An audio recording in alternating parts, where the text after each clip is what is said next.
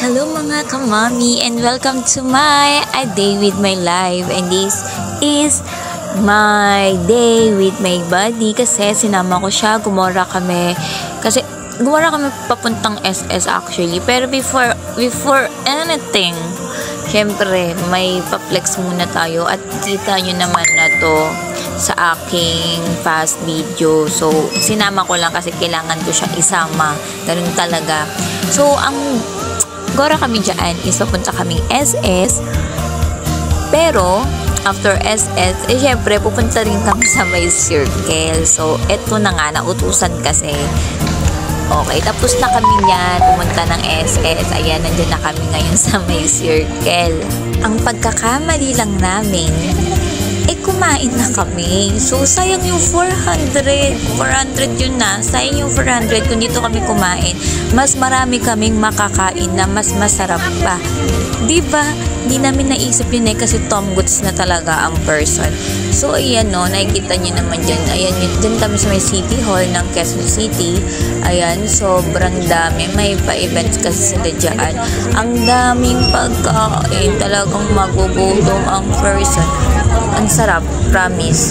So, ang natry lang namin kasi dyan na kainin is yung ice cream kasi yun na nagka-carry ng budget. At tapos naman na rin kami kumain. So, natsambahan lang talaga namin na may pa-event dito sa City Hall.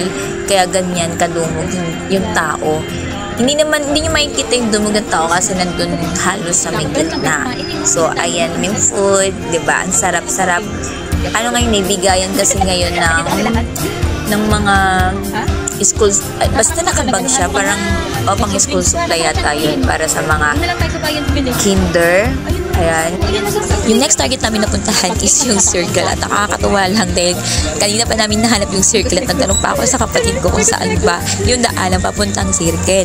So, sabi nga, may tawiran yun. Kung saan yung tawiran, tanongin na lang daw namin kung saan ba yung tawiran papuntang circle. Iniisip ko din, saan ba yun? Alam ko mayroon kaming tinawiran noon, pero hindi ko matandaan kung saan yun. Tapos, ito pa, nakita namin yung parang may elevator. Sabi ko, ano ba tong lusutan na to? Bakit may pababa? Tapos, bumalik kami ulit doon. Lakad kami. Ay, ito na pala yun. Naka-underground pala. So, syunga-syunga lang, di ba? Nanay na, pero syunga-syunga. Hindi kasi naman, hindi naman talaga ako gala. Hindi talaga ako gala.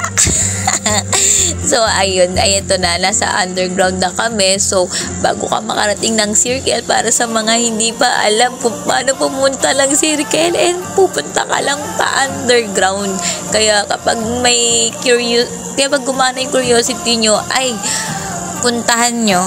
Huwag kayong magdadalawang isip kasi baka tama yung curiosity nyo. So, ayan na nga. Yan, papunta na nga kami dyan sa circle. Visit na circle. Ito, pinagod ako. Pinagod talaga akong sakit ng mga binti ko dyan. Ay, giatay. Parang nagsisi ako. Ba't ba kami pumunta dito? Joke lang. Pero ito talaga yung reason bakit kami napunta dito. Kasi gusto ko talaga makita yung pa-lightning ng circle. Kaso, masyado kami maaga. Hindi na namin kaya antayin pa yung gabi para lang makita yung lightning. Kaya, ayan. So, ayan ang aking body. Kasi ko lang itapunta, no?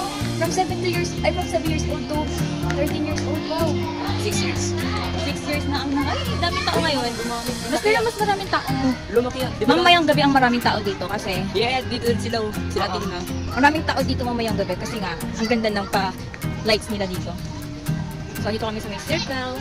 After ng FS. Ay, natanda ko yan. Pinabungko kami dyan. Ayan. Ay, ang mga tiktokers.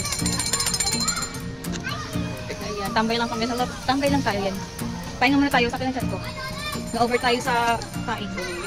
Ilan? Dito nga lang tayo. Nakauwi agad. Tinatay ako. Red light to. Maganda to kapag binuksan yan mamayang gabi. Tinatay ako sa tingnan. So, ayan. Maraming people dito kasi walang pasok ang estudyante till tomorrow. So, ayun, may pa-food trip. Diba? Meron pa naka-uniform pa nakagalataan. Hindi niya alam na walang pasok. Dumiretso dito. Sayang si Mabel, dito sinama. Hindi na sa palaruan yun. Sa palaruan yun, maluwag yun.